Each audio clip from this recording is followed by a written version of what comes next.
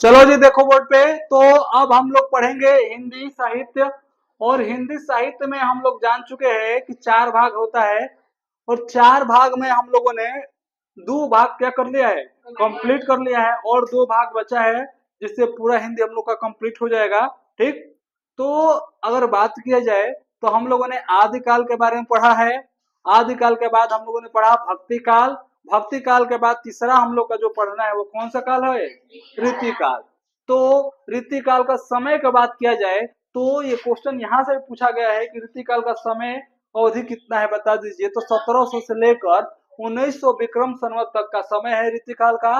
ये किसके अनुसार, आचार्य रामचंद्र शुक्ल जी के अनुसार। अब एक क्वेश्चन और पूछा जाता है कि रीतिकाल को आचार्य रामचंद्र शुक्ल जी ने क्या कहकर पुकारा है। तो क्या कहकर पुकारा है रीतिकाल को आचार्य रामचंद्र शुक्ल जी ने? शुरू में ही पढ़ाए थे जब काल, तो बताए थे कि चारों काल को अलग अलग नाम दिया गया है। तो पहला जो आदिकाल था उसको वीरगाथा काल, भक्ति काल को मध्यकाल, और रीतिकाल को उत्तर मध्यकाल। ठीक है। एक लास्ट है आधुनिक काल। आधुनिक काल को क्या बोला गया है, आधुनिक काल को क्या बोला गया है? अच्छा, गध काल बोला गया है, गध। ठीक है। तो थोड़ा दिमाग अपना एकदम पढ़ाई पे लगा दो लोग, नहीं तो जो तुम लोग कंडीशन है ना कि 3300 नंबर लावल मुश्किल हो जाएगा। वो तो ना, अच्छा वो तो देखिए रहे, समय बताएगा कितना आ रहा है कितना नहीं। हम भी यही है, तुम भी यही हो, रिजल्ट भी यही आएगा। तो मेहनत कर लोगे तो बहुत अच्छा नंबर आएगा। 33। इतना पढ़ाने के बाद अगर किसी का 90 प्लस नहीं आएगा तो चुल्लू भर पानी भी उसके लिए कम है। ठीक है। तो 33 क्या है, वो तो उसके लिए है जो कभी जिंदगी में पढ़ा ही नहीं है, वो भी 33 नंबर ला लेगा। अब हम लोग आते हैं रीतिकाल के बारे में पढ़ना स्टार्ट करते हैं। तो रीतिकाल को उत्तर मध्य काल कहकर पुकारा बोला गया है। वो किसने बोला है, आचार्य रामचंद्र शुक्ल जी ने कहा है। ठीक। तो यहां तक क्लियर हुआ। अब हम लोग पढ़ेंगे कि अब इसको जो है रीतिकाल, अब रीतिकाल के क्या होगा, नामकरण करेंगे। क्या करेंगे, रीतिकाल का नामकरण।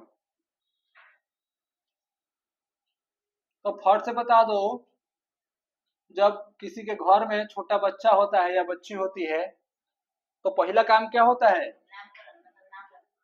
क्या होता है पहला काम, नामकरण। है। तो इसका नाम क्या है,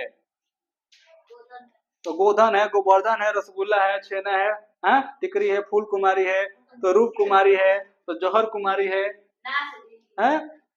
28 गो लोग, 28 तरीके का नाम हो जाएगा नहीं? चाचा अलग, चाची अलग, बुआ अलग, फूफा अलग, हाँ? माई अलग, बाबू अलग, दादा अलग, दादी अलग। सब कोई अपना एक अलग अलग क्या करेगा, नाम रखेगा। रखता है कि नहीं रखता है? हाँ, लड़का भी कंफ्यूज होता है कि इतना हमारा नाम होगा तो हम कैसे आगे चल के याद करेंगे। हाँ, इतना सारा नाम। तो उस जब नामकरण किसे कहेंगे, जब किसी का नाम रखा जाएगा उसी को क्या कहा जाता है, नामकरण। तो रीति काल का भी नामकरण हुआ है, यानी हर एक काल का नामकरण। तो इसका भी क्या हुआ है, नामकरण हुआ है। तो जब नामकरण हुआ है तो नाम होगा, ठीक, एक क्या होगा, नाम होगा, एक नाम रखने वाले लोग होंगे, होंगे कि नहीं होंगे, जिसको हम लोग बोलते हैं प्रयोक्ता। नाम रखने वाले लोग प्रयोक्ता, या फिर कभी भी बोल सकते हो। ठीक है, या फिर कभी भी बोल सकते हैं। तो अगर पहला बात किया जाए कि पहला नाम रखा गया था ऋतिकल का, तो अंधकार काल। पहला क्या नाम है, अंधकार काल। अब क्वेश्चन क्या पूछेगा कि बता दीजिए हमें रीतिकाल को अंधकार काल किसने कहा था। ये क्वेश्चन पूछ देगा और 4 को ऑप्शन दे देगा, चाहे ऑप्शन नहीं भी देगा तो 2 नंबर का डायरेक्ट क्वेश्चन पूछ देगा, रीतिकाल को अंधकार काल किसने कहा था। तो अब उर्वा जैसे इधर उधर मुंह घुमाएंगे, ये कहाँ से आ गया, हाँ? क्योंकि तो हम पहली बार सुन रहे हैं। तो रीतिकाल को अंधकार काल कहने वाले थे त्रिलोचन। क्या नाम था उनका, त्रिलोचन ने रीतिकाल को अंधकार काल की संज्ञा दिया था या अंधकार काल के नाम से इसे संबोधित किया था। अब अगला है कला काल। अगला क्या है? कला काल।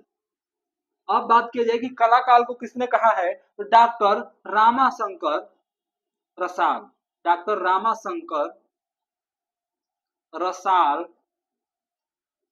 ने कला काल कहा है। रामाशंकर शुक्ल रसाल है, थोड़ा सा रसाल रामाशंकर के बाद शुक्ल लिख लेना, शुक्ल उसके बाद लिखना है रसाल, ठीक है। इनका उपनाम है, जैसे लोग उपनाम लगाता है ना कुछ अपने नाम के पीछे, तो कला काल को किसने कहा है? डॉक्टर रामाशंकर शुक्ल रसाल ने। ये जितना सारा लिखवा रहे जो है तुम्हारे सीरीज में भी मिलेगा कहीं ना कहीं, ठीक है, क्योंकि ये ऐसा चीज है कि हमेशा पूछा जाता है। अगला है रीतिकाल। अगला क्या है? तो रीतिकाल किसने रखा है? आचार्य रामचंद्र शुक्ल जी ने, आचार्य रामचंद्र शुक्ल जी ने।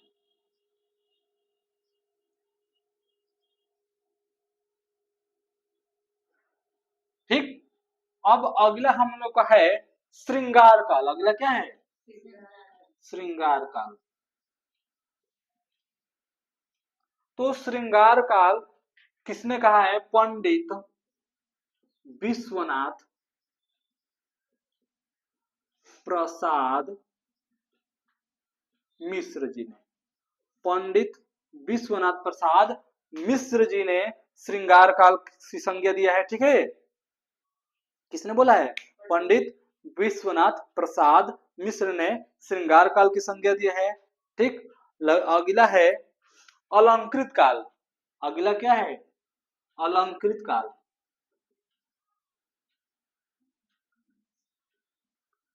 अलंकृत काल मिश्र बंधुओं ने कहा है। किसने कहा है? मिश्र बंधुओं ने। यानी 3 गो भाई थे, ठीक है, 3 गो भाई थे, वो मिश्रा थे, हैं, होते हैं ना मिश्रा। तो 3 गो भाई थे, तो भाई को क्या बोला जाता है? बंधु। हाँ, भाई बंधु। तो 3 गो भाई थे और तीनों मिश्रा थे, तुमको नाम दे दिया गया था पहले से मिश्र बंधु, ठीक है। तो अलंकृत काल की संज्ञा किसने दिया था? मिश्र बंधुओं ने। यानी मिश्र जो थे, सुखदेव मिश्र, गणेश मिश्र और एक और कोई मिश्र थे, तो 3 लोगों ने क्या किया था? अलंकृत काल कहा था। तो हमें पता चल गया कि जो रीति काल नाम का जो बच्चा है, इसका कितना नाम है? 5 गो नाम है। हाँ, तो कोई पहलवान कह रहा है, तो कोई शिखंडी कह रहा है, तो कोई ताकतवर कह रहा है, तो कोई हाँ क्या बोल रहा है, अनेक अनेक नाम दिया गया। तो कितना नाम दे दिया गया? 5 गो। तो 5 गो जब नाम दे दिया है, तो 5 गो लोग भी होंगे, होंगे नहीं होंगे? कोई चाचा होगा, कोई चाची होंगी, तो किसी का फुआ का रखा होगा, तो कोई बुआ रखेंगे, तो दादाजी दादी, हाँ, अनेक ठान ठिकाना मिलाकर। यहाँ तक चीजें समझ में आएगी नहीं कि रीतिकाल का नामकरण हम लोगों ने कर लिया है कि रीतिकाल को अंधकार काल भी कहा गया है, कला काल भी कहा गया है, रीतिकाल भी कहा गया है, श्रृंगार काल भी कहा गया, अलंकृत काल भी कहा, और किसने कहा है ये भी हम लोग पढ़ लिए हैं। अब थोड़ा हम लोग आगे बढ़ते हुए चलते हैं।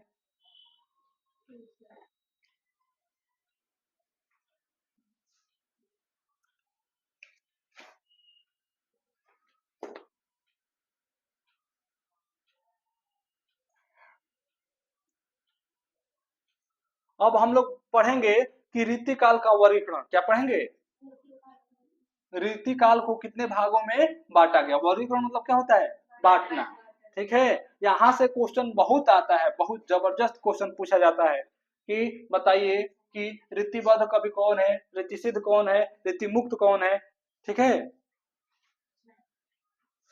तो ये थोड़ा इंपॉर्टेंट हो जाता है यहाँ से पढ़ाई लिखाई, और यहाँ से तुम्हारा पेपर में आता ही आता है बोर्ड वाले एग्जाम में, तो थोड़ा इसको अच्छे से पढ़ेंगे। हाँ, आएगा ही आएगा, जाएगा नहीं। यहाँ से एक क्वेश्चन फिक्स रहता है बोर्ड एग्जाम में, ठीक है। और क्या फिक्स रहेगा? कोई पूछ देगा कि रीतिबद्ध शाखा कभी बता दीजिए, तो कभी पूछ देगा रीति मुक्त का, तो कभी रीति सिद्ध का। अगला हेडिंग डालो, रीति काल का वर्गीकरण।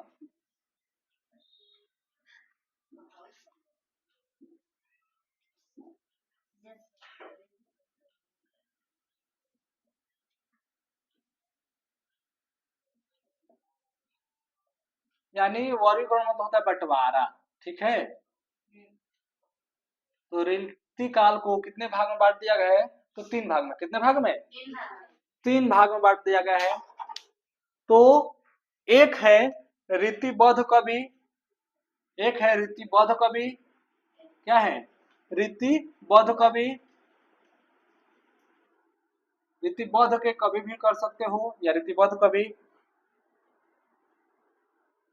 दूसरा है रीति सिद्ध के कवि।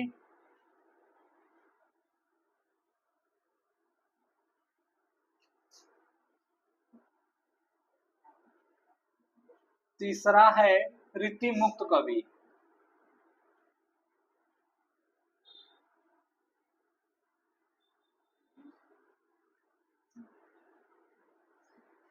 तो 3 भागों में बांट दिया गया है। पहला है रीतिबद्ध कवि, दूसरा है रीति सिद्ध कवि, तीसरा है रीति मुक्त कवि। तो इससे ही क्वेश्चन पूछा जाता है कि बताइए रीतिबद्ध कवि में कौन से कवि आएंगे, रीति सिद्ध में कौन से आएंगे, रीति मुक्त में कौन से आएंगे। ठीक है, तो हम लोग समझ लेते हैं कि रीतिबद्ध क्या होता है, रीति सिद्ध क्या होता है, रीति मुक्त क्या होता है। उसके बाद उनके कवियों के बारे में क्या करेंगे, जानेंगे। ठीक है, तो देखो रीतिबद्ध कवि किसे कहते हैं, रीतिबद्ध कवि किसे कहते हैं इसके बारे में हम समझते हैं। रीतिबद्ध कवि किसे कहते हैं हम इसके बारे में क्या करते हैं, जानते हैं कि रीतिबद्ध किसे कहेंगे।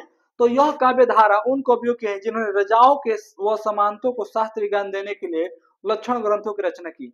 मतलब रीतिबद्ध कवि में जो है जितने भी कवि हैं, रीतिबद्ध में 16-17 कवि है। ठीक है, तो रीतिबद्ध के जितने भी कवि हैं उन्होंने उस टाइम के जो राजा थे या सामंत यानी जो प्रधानमंत्री थे होते थे उनको ज्ञान देने के लिए लक्षण ग्रंथों की रचना की थी। क्या किए थे? लक्षण ग्रंथ। यानी एक ग्रंथ था, क्या था? एक ग्रंथ था, उस ग्रंथ का नाम क्या था? लक्षण ग्रंथ। अब लक्षण ग्रंथ से ही पढ़कर उस टाइम पे वो राजाओं को क्या करते थे, ज्ञान देते थे। तो ये कब होता था? तो रीतिबद्ध में। कब होता था? रीतिबद्ध। तो क्या बताएंगे कि यह रीतिबद्ध काव्य धारा में जो राजाएं थे या जो सामंत थे उनको ज्ञान देने के लिए कवियों ने लक्षण ग्रंथों का क्या किया था? प्रयोग किया था या रचना किया था। ठीक, रचना करेंगे तभी तो प्रयोग करेंगे। ये पहला है। ठीक, अब आते हम लोग दूसरा। अब किस पे आएंगे? दूसरा। दूसरा मतलब कि रीति सिद्ध। अब रीति सिद्ध क्या है? रीति काल के कवि जिनके द्वारा लक्षण ग्रंथों को न ही लिखे गए परंतु उनमें उल्लेखित नियमों का पालन करते हुए काव्य की रचना की, उन्हें रीति सिद्ध कवि का। अब देखो क्या बोला जा रहा है कि रीति सिद्ध जो कवि है उन्होंने लक्षण ग्रंथों को, रीतिबद्ध कवि ने लक्षण ग्रंथ की क्या किए, ये लोग रचना किए। क्या किए? अब इन्होंने रचना तो नहीं किया है, लक्षण ग्रंथ की रचना नहीं किए,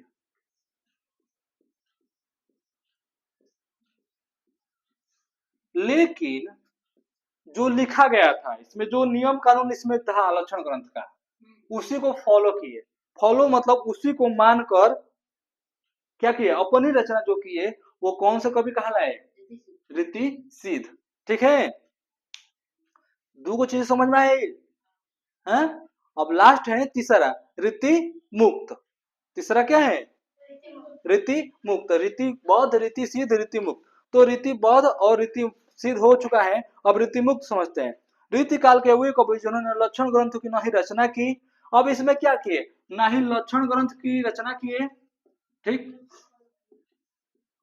हो गया, ना ही इसके नियम को माने, ना ही इसके क्या किए, नियम को माने। अब इसमें नियम को मान रहे थे, सेकंड वाले में रीति सिद्ध वाले नियम को मानकर रचना कर रहे थे, लेकिन इसमें नियम नहीं माना जा रहा है। ना ही लक्षण ग्रंथ की रचना किए, ना ही नियम माने, अपने मन से, अपने मन से जो रचनाएं किए वो क्या कहलाए? रीति मुक्त। तीनों समझ में आया कि नहीं आया? नहीं आया तो दूसरा तरीके से समझाएंगे। ठीक है, हाँ तीसरा बता दे रहे हैं। अब देखो पहला में क्या बोला गया है कि लक्षण ग्रंथों की रचना किए, ठीक, और उसके बाद राजाओं को बताएं। तो ये रीतिबद्ध कवि कहलाए। अब रीतिसिद्ध में क्या बोला गया है कि लक्षण ग्रंथों की रचना तो नहीं किए, लेकिन उसी के नियम को मानते हुए इन्होंने अपने ग्रंथ को लिखे, वो रीतिसिद्ध कहलाए। और तीसरा क्या बोला कि न ही लक्षण ग्रंथ को माने, न ही उनके नियम को माने, न ही लक्षण ग्रंथ को माना, न ही उसके जो नियम कानून था उसको माना। अपने मन से क्या किया, जो रचनाएं किया वो क्या कहलाया, रीति मुक्त। अब रीति मुक्त में है घानानंद, आलम, बोधा, ठाकुर, दिवजय। ठीक है। अब रीति सिद्ध की बात किया जाए तो रीति सिद्ध में होंगे बिहारी, बिहारी के बाद होगा रसनिधि, सेनापति निवाज, पजनेश, राम सहाय हठ जी, बेनी, कृष्ण कवि, वृंद कवि, निप्रशंस और विक्रमादित्य। अब अगला बात किया जाए तो हम लोग को पढ़ना है किसके बारे में, रीतिबद्ध कवि के बारे में। किसके बारे में पढ़ेंगे, रीतिबद्ध। तो रीतिबद्ध कवि के जानेंगे कि इसमें कौन कौन से कवि है। तो सबके बारे में तो नहीं पढ़ेंगे, लेकिन सबके बारे में जान लेते हैं। ठीक है, क्योंकि क्वेश्चन डायरेक्ट पूछ लेता है कि बता दीजिए रीति, ये क्वेश्चन क्या पूछा है, रीतिबद्ध कवि कौन है। 4 गो ऑप्शन दे देगा, 4 गो में 3 गो अलग रहेंगे, एगो उसमें का रहेगा, तो वहां पे गलती हो जाता है। तो हम लोग कवियों के बारे में जान लेते हैं। लिखो रीतिबद्ध के कवि। अब देखो कौन कौन से रीतिबद्ध के कवि हैं जो इसमें इंपॉर्टेंट है, एक आध दो पढ़ेंगे, बाकी सब के बारे में जान लेते हैं। जानना जरूरी है कि कहीं से ये क्वेश्चन आ जाए तो कोई दूसरे की तरह, क्योंकि दूसरे लोग को इतना नहीं पढ़ाया जाता है, नहीं उन लोगों को पता होगा। तो रीतिबद्ध में पहले लिखो केशव दास। केशव दास इंपॉर्टेंट है। ठीक है।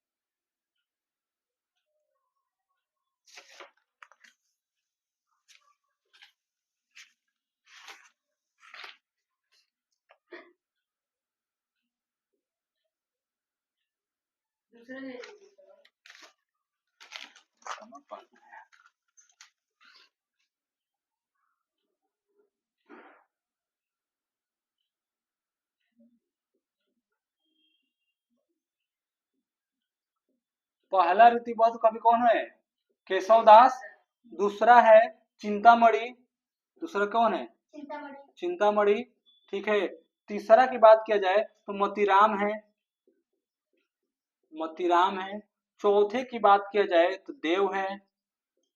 पांचवे की बात, हाँ, पांचवे की बात किया जाए तो सुरती मिश्र है। सुरती मिश्र, सुरती खाने वाला नहीं है, खैनी वाला मिश्र नहीं है, ये सुरती मिश्र नाम है। ठीक है। खैनी को भी सुरती बोला जाता है, तो वो वाला बात, उसकी बात नहीं हो रही है। सुरती मिश्र है। अगला है मंडन मिश्र। ठीक। अगर सातवें की बात किया जाए तो कुलपति मिश्र।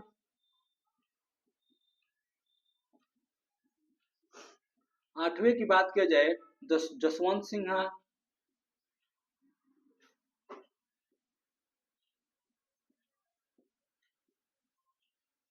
नौवें की बात किया जाए तो पद्माकर है।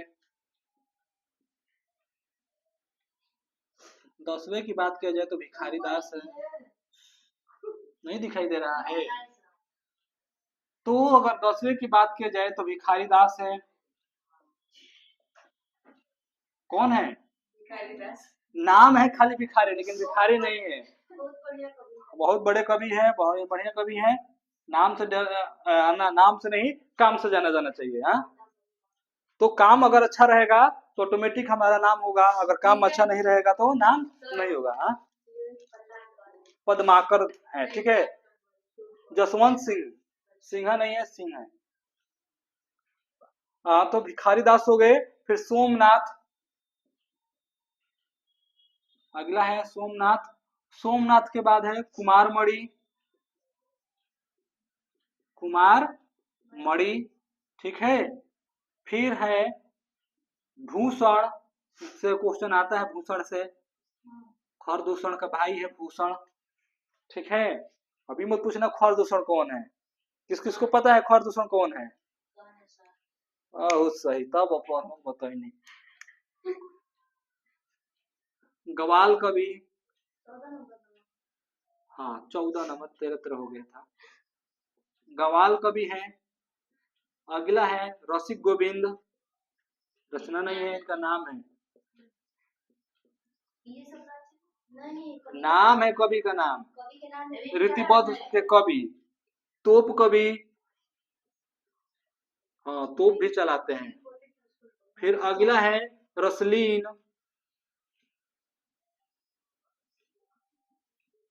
अगला है रसलीन। ठीक है, हो गया है तब, पद्माकर तो लिखवा चुके हैं। तो अगर बात किया जाए रीतिबद्ध के कवि, तो केशव दास, चिंतामणि मोतीराम देव, श्रुति मिश्र, मंडन मिश्र, कुलपति मिश्र, जसवंत सिंह पद्माकर, भिखारी दास, सोमनाथ, कुमार मणि, भूषण, गवाल कवि, रसिक गोविंद, तोप कवि, रसलीन। इतने सारे कवियों को कब हमें पढ़ना होगा? जब हम TGT, PGT, GIC, net, JRF, LT grade करेंगे तब। ठीक है, एक एक चीज, एक एक का रचना याद करना होगा और पढ़ना ही पड़ेगा, कोई दूसरा ऑप्शन नहीं है, फिर भी याद नहीं होता है। तो हम लोग किसके बारे में पढ़ेंगे? केशव दास जी के बारे में पढ़ेंगे, ये थोड़ा इंपॉर्टेंट है। फिर मन कर सकता है तो मोतीराम के बारे में पढ़ सकते हैं, और भूषण के बारे में पढ़ लेंगे, भिखारी दास जी के बारे में पढ़ सकते हैं, और देखते हैं पद्माकर भी पढ़ सकते हैं। तो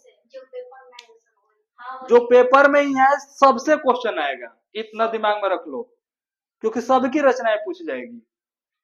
रचनाएं ही मत सोचो कि इसका नहीं पूछा जाएगा तो इनका नहीं पूछा जाएगा। और जिस जिसको डाउट होगा अपना सीरीज निकाल लेगा, और सीरीज निकाल के रचना देख लेगा, इन अगर एक भी नाम अगर छूटा होगा तो बता देगा, सबका नाम लिखा होगा सीरीज में तुम्हारे।